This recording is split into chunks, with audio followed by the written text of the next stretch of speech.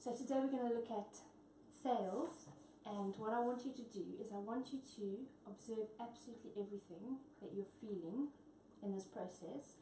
So if you feel like nervous, right, this makes me feel nervous, right? What made you feel nervous? The general feeling, or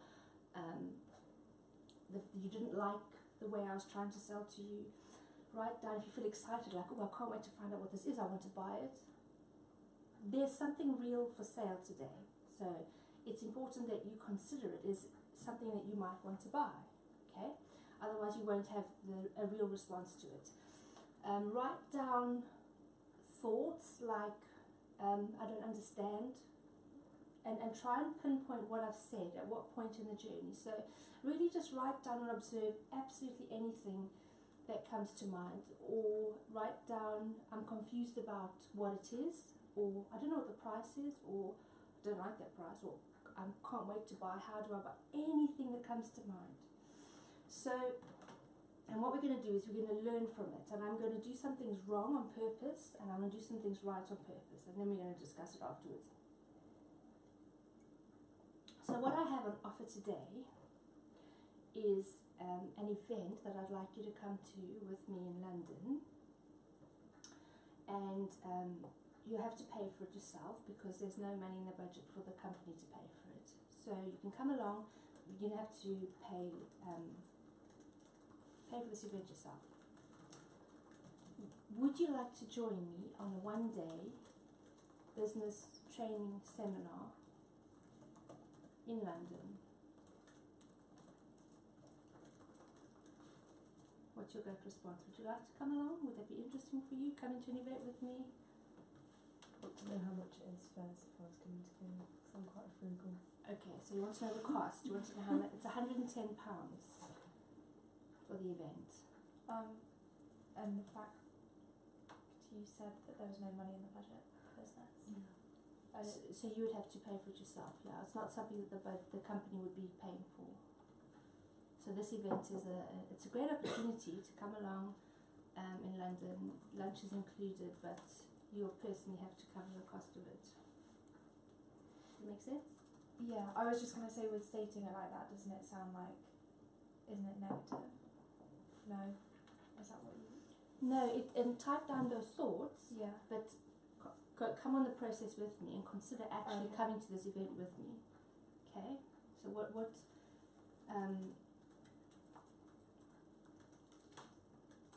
would you like to come? What's the date? Yeah. 17th of February. What would we be learning? You'll be learning how to take what you know now in business, what I've taught you in this day, and packaging it and making minimum £1,500 back on packaging it. And you'd learn the whole process of taking exactly what I'm going to teach you today, putting it into a particular format, and putting it back out into market and earning minimum £1,500 return. If it goes well, you could earn up to £10,000 return.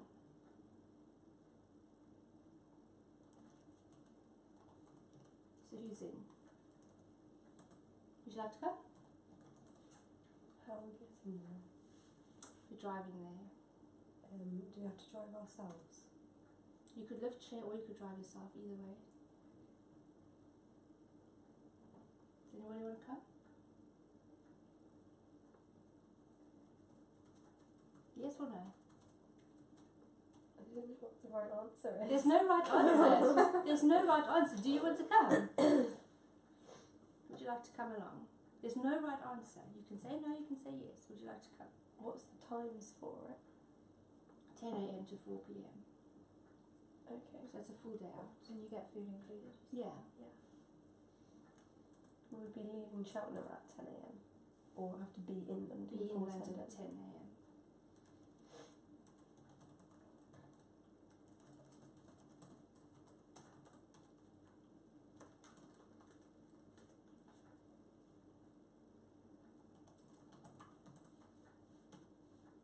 Okay, this point here is one ending of the conversation, one possible ending. You know, like, have you seen sliding doors? This is one. Oh, yeah. This is one ending, okay? So just mark this as the conversation's over. One possible ending. Okay, now we're going to ending 2. Do you want to come or not? No, thank you. Do you want to come or not? Possibly. Do you want to come or not? Yeah. Okay, that's ending 2. Okay, now we're going to move on to ending 3. This will make sense. Why don't you want to come? Purely for the fact that it's like driving ourselves. I'm not confident in my toys yet, but also, I don't know. It's just Would it help if I drove? probably Would you want to come then or not? Possibly. Okay, and you said possibly. Why possibly? What would change your mind? I'm pretty sure I'm free on that day, but I'd have to check my calendar anyway because I haven't done that yet. I also need to check my savings, see if I've got the money to go, and then I've got to consider like fuel money as well. But I think it'd be a really good learning curve and I think it'd be a good day out and a good way to see things in a different perspective. So I think it'd benefit what I do now. Okay, you have to make a decision. Yeah, The I place know. is filled. Otherwise, I'll give it to someone else. So is it a yes or no?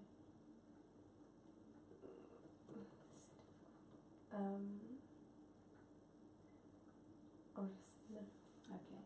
Things easier. Is it money? If I gave you £50 towards it, would it help? No, I think it's fine. I'm just not very good. I'm more of a like I have to like write out a list and do the pros and the cons and all sorts. So I'm a bit like difficult when it comes to that kind of stuff. Okay.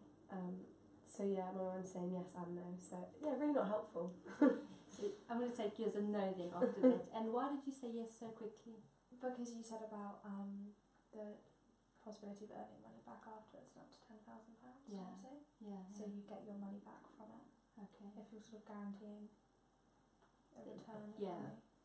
Then it's like more of an investment than a. So it's something. Obviously, it's an outright cost, but it's an investment. If you look Yes. at it like that. Yes. Okay, you did very well because that was a very horrible situation. Okay, that was the end of option number 3. There is no event. I had to make it real. I had So to. bad. I know. I had to make it real, otherwise we wouldn't be able to look at a real response. Okay, you had to have the feelings.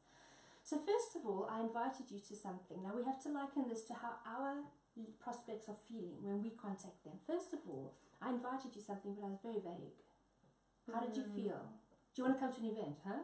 How did you feel when I invited you to something very vague? I instantly panicked because I was Yeah. just there like it's like it's quite close kind of, and then obviously you have to pay for it yourself as well, and it was just sort of like chucked at me straight away. So Yeah. I felt a little bit panicked. I don't even know when the 17th of February is. It could be a Sunday. Completely made up. The people that we are inviting to our lunches don't have, they get here by email. Okay, we did it live because I wanted to put you really under pressure. Now, imagine how your prospects are feeling when you've sent them an email and invited them to lunch. They've never heard of you, they don't know who we are. You've got in touch. Okay, so number 1, I want you to write down a heading somewhere. Write down, oh, how can we phrase this? How does my invitation make them feel? Okay, number 1. Because what we're going to do is we're going to go back over what we're putting out there. And in essence, we are not only introducing ourselves, but giving them a vague invitation and expecting an answer. If you, now imagine the scenario that I gave you about this event. If you received my initial invitation, which was a vague invitation, we hadn't covered cost, we hadn't covered return, we hadn't covered anything. If you received that by email, how would you feel and how would you respond to it? Yeah? You were very convinced. Yeah? I asked a lot of questions. Ask a lot of questions. I think the same as Connie. Like if you only have some information but not all the information you need, you'd obviously ask more questions about where it is, what time. To be honest, personally, if I received an invitation like that by email, I'll just delete the email. I wouldn't bother. Don't have time. Because why would I be interested? What's in it for me? You send me an email inviting me to an event. Hi, it's Angela here. I'd love you to join me at an event in London. Well, I'm a busy woman. I don't have time for that. I delete the email. So consider the emails that we are sending out, or the LinkedIn messages or whatever. The first time they're ever hearing from us, how are they feeling? Probably delete, which is why we're not getting a good response, because I wouldn't respond and I'm our ideal client. Okay, so let's assess what happened next. Okay, Anna's phlegmatic temperament, you're a sanguine predominantly, and you are sanguine choleric. You're different people. Your responses were very different. A phlegmatic does not like to make decisions under pressure. So Anna was the one, Anna was the first one to say no, which actually would be hard for a phlegmatic. A phlegmatic would struggle to say no and feel guilty for a week afterwards for saying no, because actually she's the people pleaser and wants to make everyone in the team happy, and she'll probably think she let the team down because she said no. Am I right? Yeah, yes. That's a phlegmatic personality type response. Connie's more of a sanguine, so she's more like, yeah, that sounds fun. Her initial thing was like, that could be fun, I'm guessing, but this is a typical response. But then when it came to the crunch, she had to be realistic about it. But her initial response was possibly, because like, that could be fun. Road trip. Yeah, that's literally what I Go thought. out with the girls. I was like, London, yeah, let's go. Exactly, okay? So she had a completely different response to the same vague invitation. And your response, I think you are sanguine, but you obviously have a strong choleric in you. Your response was, okay, logically, return on investment, I can make money from this, this is a good deal, let's go for it. Very different response. Cholerics can make decisions quickly. Did you notice that Jess didn't hesitate? She was like, yes. It wasn't yes, maybe, she wasn't possibly, she was yes. She made a definite decision because instantly she could see the value in it. Now, it's the same pitch I gave to all of you, but a very different response. When you are pitching, when you're trying to get people in to Women's Business Club, you're going to deal with different people. How are you going to know? A phlegmatic needs to be wooed and given time to make a decision. If I wanted to pitch this to Anna, I needed to give her a good invitation with no pressure, and then I needed to check back in with her next week. I'd say, okay, have you had time to think about it? Let's talk next Monday. Give her a week. Because she needs that time to chew it over and think. Phlegmatics take time to buy. They do not buy quickly. If you put pressure on a phlegmatic, then they're going to say no because they're scared and they just want to get you away from them because they don't like the pressure. Okay? The one temperament that's missing in the room is the melancholic. And the melancholic would probably, I'm guessing, have said no or maybe as well. And Dan it would be great to have Dan here because he would fall into that more melancholic. But it would be more a case of, I need a lot more information because melancholics are analytical. They want the bullet point list of, he has all the facts, he has everything that you could possibly need to know. And then once they have enough information assimilated in their head, then they can make a decision. I'll represent the melancholic for us so that we've got a even, I'm choleric melancholic, so I can identify the melancholic, so you're good. When trying to sell to a sanguine, they want the fun. They want to know why is it exciting? Why is this going to be fun for me? And when dealing with a choleric, you need the facts, you need it quick, you want no fluff, you want to get to the point, show them why it's worth it, and then they'll make a very quick decision. The thing with cholerics is they make decisions quickly. So they could make the wrong decision. They could make the decision that you don't want them to make. She could have said no. Okay, if I had said it was £10,000 investment and you make £1 million, she might have said, well, I don't have £10,000, no. Maybe right thing, wrong time or whatever. And then we won't win her back. She's lost. Does that make sense? Is that clear? The melancholic might come back for more information. And then you can continue to try to sell to them. Consider what we are doing every day. We are finding leads and we are contacting them cold. In essence, it's cold calling. We are cold calling people and we are trying to get them to buy from us. That's like going to a bar, meeting a guy and asking him to marry you. He doesn't even know your name yet. Mm. That's what it is like. So we essentially wanting marriage when we haven't even had the first drink and found out their name. Okay, that's what we're doing. And so we're frustrated because we're not getting results. But to be honest, do you really think we'd ever get results from that method? We're working very, very hard, aren't we? We're all working really hard. But do you really think that the way we're doing it, we would ever see results? Probably not. No. No. So moving along, once I pitch to you, liken that to your initial email and or LinkedIn message or tweet or whatever that you've been sending. Think of it in that way. You girls responded and asked questions. Now we're not even getting that far, are we? No. We're not even getting people reply and asking for more information. And I think the reason you asked questions was because I was asking you in person and there was a level of pressure. If I'd sent you an email, you probably would have ignored it. Okay? So there's a lot of value to be said in you would get further faster if you were picking up the phone and talking to people. Okay? But we're not going to do that. Don't worry, don't panic. However, if you did want to go down that route, that's what Jordan does, then we could do a separate module on actually cold calling or talking to people on the phones. Okay? But we won't cover that today. What we want to cover today is purely what happens when we send out all these messages, because you're all frustrated because we're not getting results. But can you see now, do you have a better idea of why we're not getting results? It is a numbers game. In order to get X number of people to lunches, say 10 people to a lunch, you need to have contacted 100 people. Okay, it's a numbers game.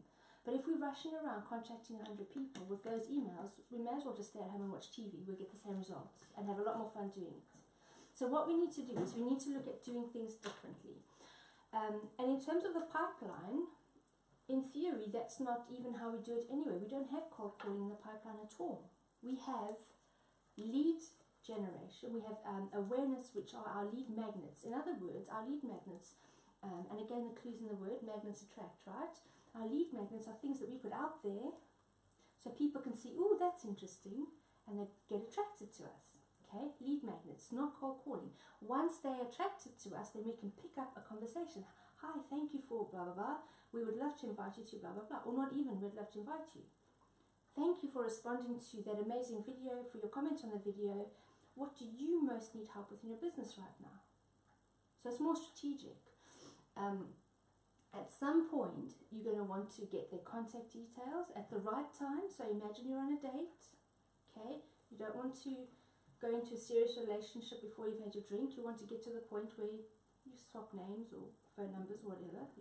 You discover they're not a stalker, they're not a weirdo. You feel safe giving them your phone number. Think of it like that. It's a wooing of people.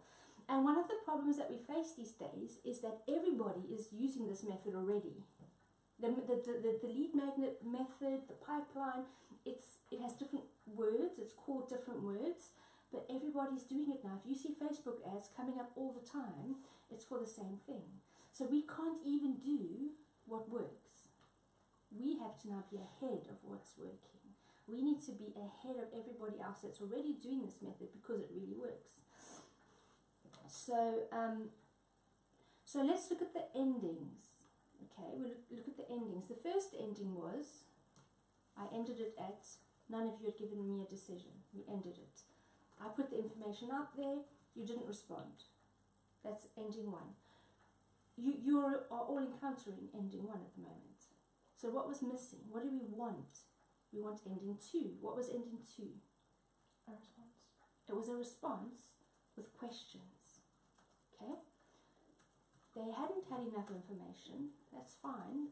You don't always want to give everything away. Sometimes you want to entice the response, but there has to be enough information to make them interested.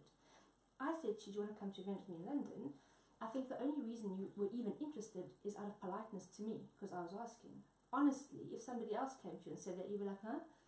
Especially if it was sent in email form. So already, I think you went further down the journey than the people you're contacting are. So if we can get to the point where we can pique their interest and get them to reply and ask questions, then we know we have a potential prospect, we have a potential lead, this could be going somewhere. because then the conversation started. You're not going to walk into a bar and stand next to a guy and get a marriage proposal. You have to at least start a conversation. Do you know what I mean? You can't just go and stand next to them and, will this guy marry me? You see how ridiculous it is?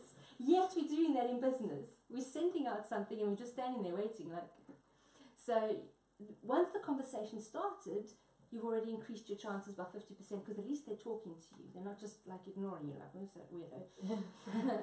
And then the third ending was a strong push for a decision. Few people go to that point in their journey. They will put stuff out there. They'll even have a conversation, but they will not insist on a decision. Did you see how important it was that I pushed for a decision? Because out of 3 of you, I made 1 sale, maybe 2 sales. That's a very high return on my investment, right?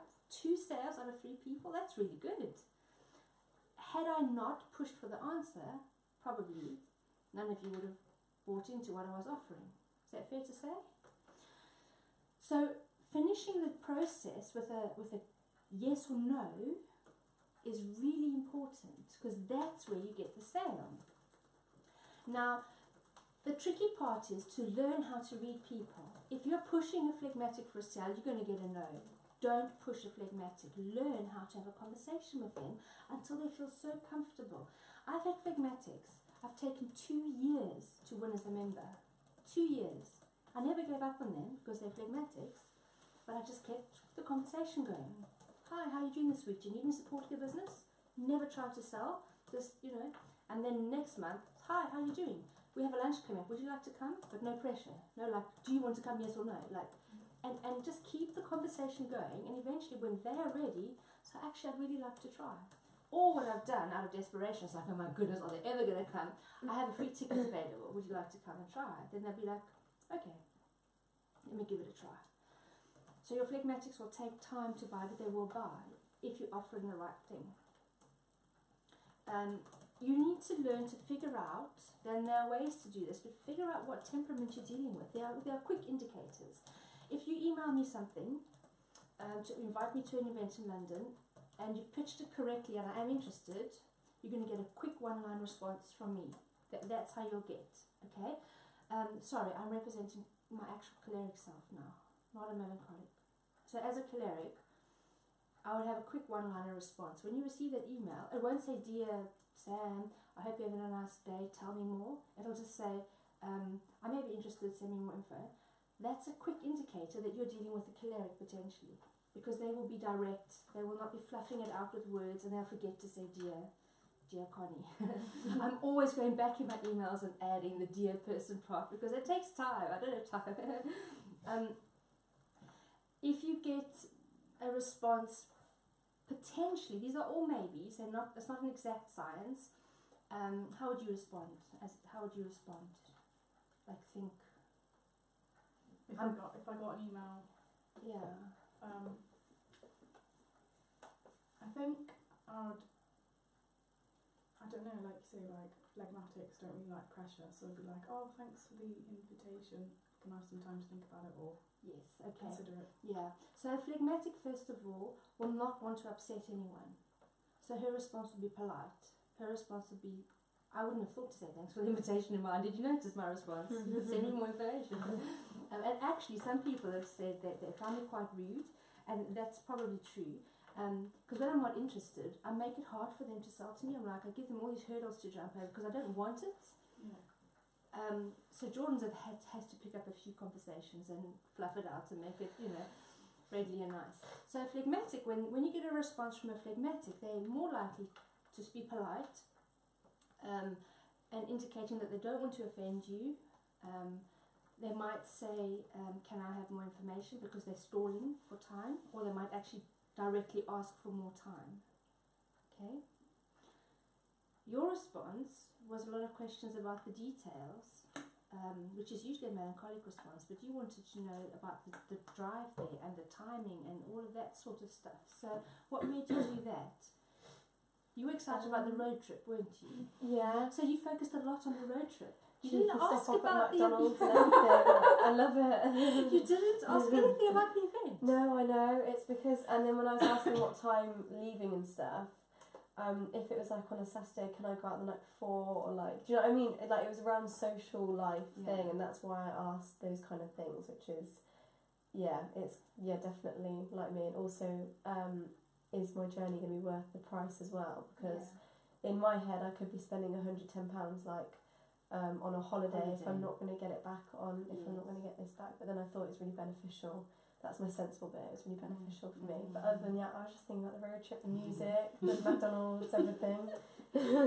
So if you got an email response from Connie, you might first have to figure out if it was a melancholic response for more information or if it was a sanguine response. But a melancholic would have asked more about the event, more details about the event. She was only asking about the road trip. So I'm guessing she wanted to factor in if it was going to be fun enough to justify her time and money. Okay? So if you get an email reply with that information, you can think, okay, let's pitch this in a fun way. Then you would reply saying, it's going to be great fun. It's the first thing you'd say, it's going to be great fun. We're going to leave at this time. We're going to stop at Costa and we're going to do. So you're pitching the fun. She doesn't care about the event. Well, she will later. But can you see how your email reply would be different to how you would reply to a phlegmatic? And the lunch really drew to me as well. Yeah. Like when you say there's like I love social eating. I love sitting around a table with loads of people and having Chinese or something like that. And like when we went to the club lunch, I really enjoyed that. So the lunch like definitely got me as well. I was like, oh, that's really nice. We can all sit around, have a chat, and eat some food, and have a couple of drinks. Really nice. How would you respond to the email with that offer that I made? I'd probably ask more questions. Like what sort of questions? Like what we would learn when we were there. Okay. And things about like lunch, like the fine details of it. I'm Because there'll be thinking- external costs. Obviously, like the face value is like 110, but like you said, there's other things to transport and consider. food. Stuff. It's possible, it's likely that you would respond with a strong decision first and then ask more questions once you've made the decision. Am I right or not? Yeah, if someone emails me sometimes, I'll be like, yes, I am interested. Or if Yeah. someone sends me a message like on Instagram, like to be part of their business, I'll be like, yes, I'm interested, but can you tell me more? Yes, that's how I would respond as well. And so can you see that when you're emailing people, first of all, what's the first thing we've got to fix? Our initial contact. In fact, we've got to go back. We've got to go to awareness. And we've got to pick up from awareness, not be cold emailing. Okay? And the second thing we need to look at is we need to interpret what people, when they reply, and hopefully we'll get a flood of replies when we get this right, start to understand the person. What temperament are they? Now, one of the key things with what we do is we don't sell to people. We're not in the business of selling to people. We're in the business of helping them. We want to support them in their business. We want to help solve their business problems. As soon as we start dealing with people as possible sales targets, they're going to feel like a target. And they're going to be like, whoa, don't shoot me. And as soon as they start feeling like there's pressure for them to spend money, they're going to resist. So how do we want to approach people? We want to, number one, identify them, qualify them as a lead by understanding their problem, their pain point. So what's the primary thing that qualifies people? Their pain point.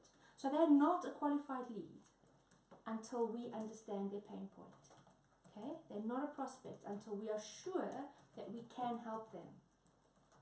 Because if I'm constantly trying to sell buildings insurance to you, Connie, if I'm constantly saying, Connie, you've got to get buildings insurance, it's really important when you own a house to get buildings insurance. It's actually the law. And you keep saying to me, I don't own a house. I'm like, no, you've got to get building insurance. And you're like, on what? I don't own a brick and mortar. Eventually you buy buildings insurance to get rid of me. And I've made a sale and I feel good. Yeah, I've made a sale. That was the most stupid sale ever. Because it's not relevant to you. Yeah. But if I came to you and I said to you, we're going to be doing a lot of road trips this year. And I recommend that you get travel insurance. Because you're travelling all over the world. Maybe this is not going to happen. This is just because these are the potential things that could happen while you're travelling, and I want to make sure that you're well taken care of. So it's only £11 a month. Would you like travel insurance? Do you see the difference? First I'm trying to start her buildings insurance, like, not relevant, hello. And then she's annoyed with me because, like, this woman just is horrible, and she'll never want to come back, and she'll never tell anybody about me. But if I tell her something that she needs, travel insurance is actually, pardon me, going to save her money because it has these benefits, and if she were in a situation, it would save her thousands of whatever. She'll be grateful to me. She'll be like, oh wow, thanks so much, I never thought of that. And then she'll go tell her friends. But the way we're pitching to people is putting them off because we don't first understand what they need. What do they actually need? What's their situation? And then once we've taken the time to have a conversation and understand their pain points, then we can offer a solution, and it won't be a sale.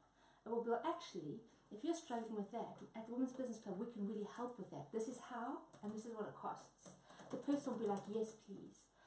Or if they don't say yes, please straight away, you can reply, how does that sound to you? Does that sound useful? Would you like yes or no? Would you like in or out? Not those words, but you get the gist of what I'm trying to say. You've made the sale. Now, I'm trying to show you the whole process from beginning to end. You're not all responsible for the whole process. But if you want it to be, at least you know how to. So say you're not responsible for sales at all. But say you were in a conversation and you wanted to give it a go, at least you know how to do it. Yeah. Or what you can do is if you feel like, okay, I don't think I can close this, I'm going to mess it up. You can say, that's great, let me put you in touch with our business development manager, Jordan, copy Jordan in, she'll be able to give you more information. Pass it on to Jordan. Pipeline's working. You've warmed up the lead, you've passed it on to the building part of the pipeline. Jordan will then pick up the phone, have the conversation, close the deal, and then the person gets passed into the care part. Okay, the care part is us and how we operate, which actually doesn't require any action at this point. I think in time it will be a case of improving the processes and services, and then they move through to delivery, which is when we set them up on the database, we tag them, we get them to a lunch, we send them what they need, we take care of them. And then they're a happy client. Does that make sense? Then they're a happy client, and then 6 months' time, Jordan B, Business Development Manager, will pick them up again and put them back into the process for retention or referrals. Then they go through the process again. But hopefully this time they've sent in referrals. Does that make sense? So there's a lot in that little illustration that we can learn from. And hopefully the experience will put you in the receiving end of what we're sending out. I hope it helped you have a better understanding of how we're making people feel when they receive our emails and how irrelevant they really are. But because we're always under pressure, we're rushing around doing activity to look busy because we get paid for this, we've got to work hard. So we're busy doing activity. But if we're doing the wrong activity, we're not going to get results. Then you're going to be frustrated, then you're going to hate your job. So it's better that we stop, we pause, and we look at how we're doing things, we improve on them, we get results, we feel good, we work better. It's still a numbers game. So what I mean by that is, you can't spend all day on one lead. Because even though you'll do a good job and make the sale, the company will go bankrupt. Because your time and what you're being paid cannot justify that one sale of £30. So there has to be a balance between working well and strategically and taking your time, but still hitting some numbers, hitting some targets. Like, right, today I want to get 5 leads, I want to pass 4 on to Jordan. Or I want to get 5 leads, I want to try close one myself and pass 4 on to Jordan. Or I want to get 5 leads, I know that 3 of them won't reply, I'm hoping to get 2 replies, and I'm going to try close 1 and give Jordan 1, or whatever. But can you see what you need to do? You need to set yourself targets. And what I used to do was, I had somebody work with me, and she was from National Star College, and she had learning difficulties. So she couldn't necessarily think for herself, but she could follow a process. If I said do this and this, then she would just do it exactly as I told her. She was like a little data processing machine. She was really lovely. But what I used to do to figure out how to manage her well was I timed her, how long it took to complete the task. And then that gave me a guide. It helped me to understand what to expect from her and how to manage her. So you should do the same for yourself. Look at what you're doing and time yourself. How long is it taking you to get through the process where we've got a qualified lead? If it's taking you half a day, you need to think, why is it taking me half a day? Why is it taking me so long? At first it might take long, that's absolutely fine. But you need to set goals for yourself, thinking, okay, how do I do this faster? Or how do I do 10 of these where I'm doing one? So maybe sending out 10 emails and then getting 4 responses and taking them through to 1 sale. How do I achieve 1 sale in half a day? So doing one-on-one contacts is not working. What can I do differently? And it's about you figuring it out. You trying to figure out how to make it work. Do you have any, from everything you wrote down and everything we've discussed, do you have any thoughts that we haven't discussed or any feedback? Anything that you found interesting? I've got a question. Yes. So, well, what I've like learned and what I think is like really helpful is like I'm thinking about the messages that we like send out on LinkedIn and stuff. It's very just like you're invited to a lunch, blah blah blah. This time, blah blah blah. It's not like as personal. Like, hi, I'm Connie from the Women's Business Club. I'm just blah blah blah. Like, can I help you with anything? But my question was, if I've asked them like what they're struggling with in their business, obviously I don't like know that much about I don't want to answer them incorrectly, so that's a great time to say I'm quite new, I'm not really sure, but let me pass you on to Jordan. Okay. And then let Jordan pick up a warm lead. The person asking the question is already a warm lead.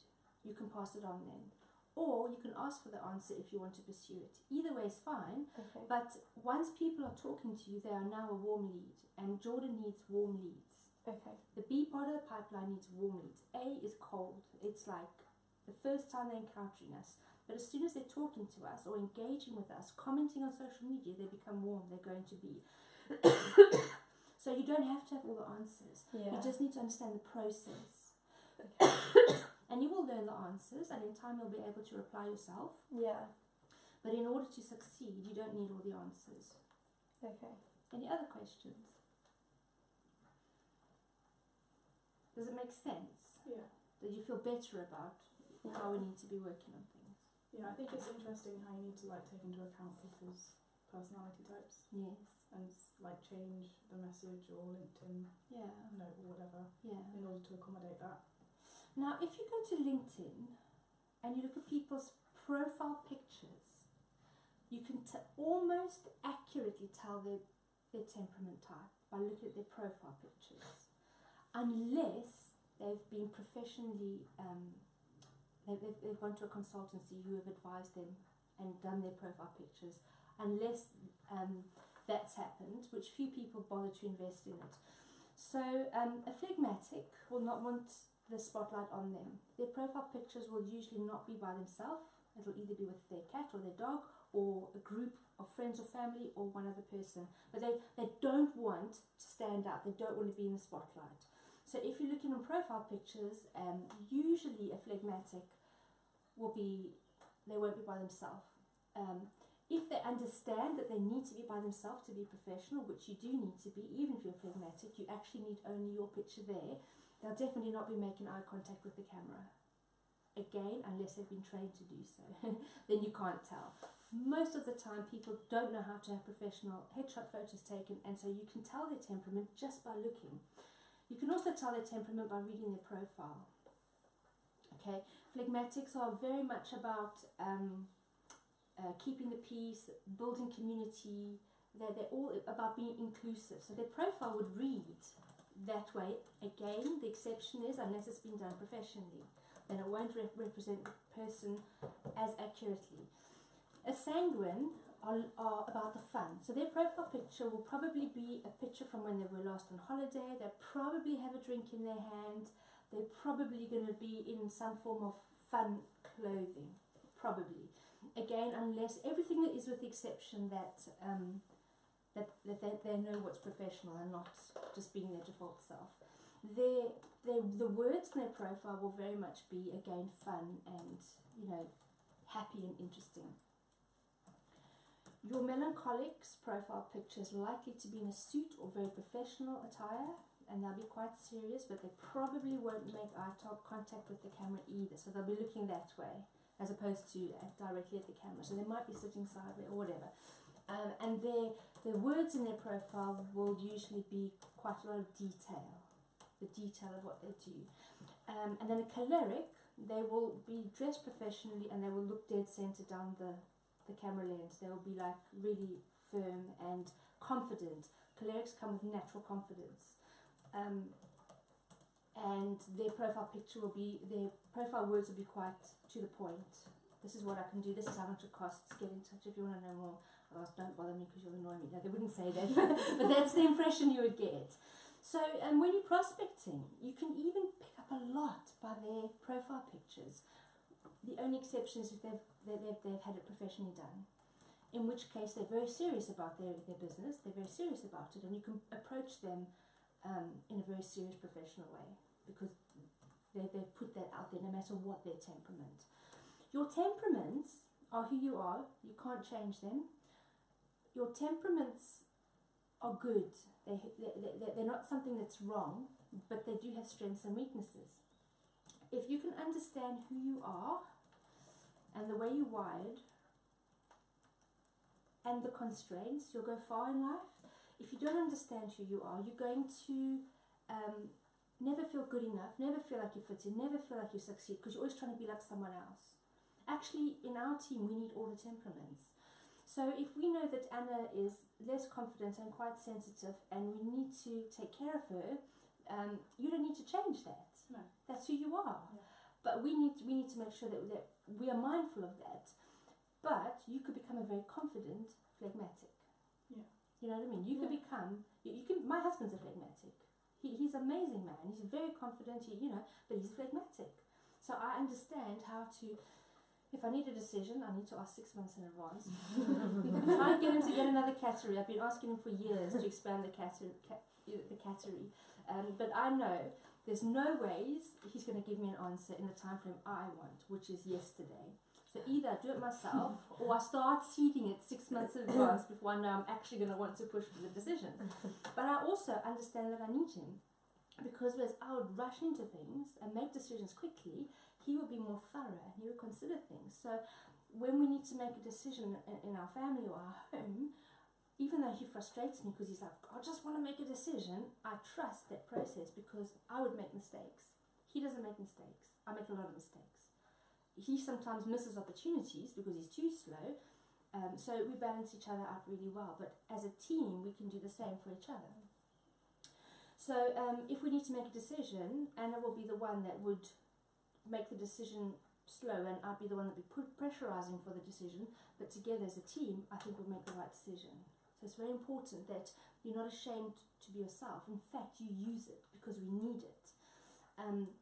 If there weren't sanguines in the team, there would be no fun. It would get very serious and we could probably make each other really depressed because the cholerics would be like in choleric mode, the melancholics would be very analytical and serious, the phlegmatics would be worried that nobody's happy, why isn't everybody happy, and they'd feel sad. We need the sanguines because they bring the fun element and you need fun in business. When we're brainstorming strategy, trying to figure out how do we get more business, we need all of the temperaments to contribute. What do? We need everybody to put their ideas in. So I won't go there. What was I saying? And who we are. And knowing your weaknesses, I believe, personally, you don't need to work on your weaknesses. You need to just know them. And you need to be aware of them. You can't take all of your temperament weaknesses and turn them all into strengths. You wouldn't be, it's not possible, and you wouldn't be you anymore. So I know one of my weaknesses is that I rush, I'm too fast. I'm not the detailed person, I rush. That's a weakness. I can try work on it, but I'm not going to change that. That's one of my core weaknesses. So what do? If I'm putting something out there, written, I pass it through someone else who's a different temperament, who can be the detailed person, who will look through things for mistakes. When I put things out there, you will see the complaints. Angela, there's spelling mistakes, there's grammar mistakes. It's not because I can't spell. It's not because I can't write. It's because I'm always in a rush. That's one of my weaknesses. I'm not working on it. I'm just having somebody else deal with it. So whenever I write a book, my husband, the phlegmatic, he's very patiently working through the details, showing all the apostrophes in the wrong place and fixing it. And he patiently just gets through it because that's his temperament strength.